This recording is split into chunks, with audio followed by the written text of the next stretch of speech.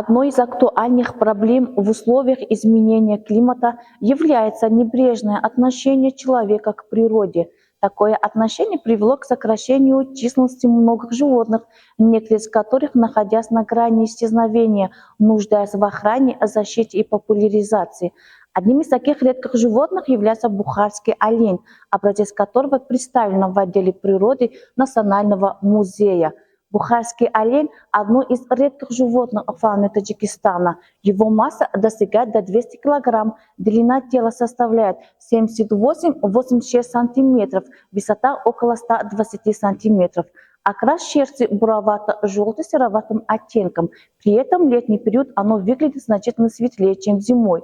Средой обитания бухарского оленя тугайные леса вдоль берегам рек Центральной Азии, таких как Амударя, Вахш и Пянч.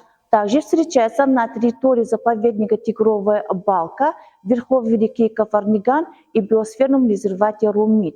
Уважаемые посетители, если хотите получить больше информации о фауне в нашей стране, в том числе о бухарском олене, добро пожаловать в Национальный музей.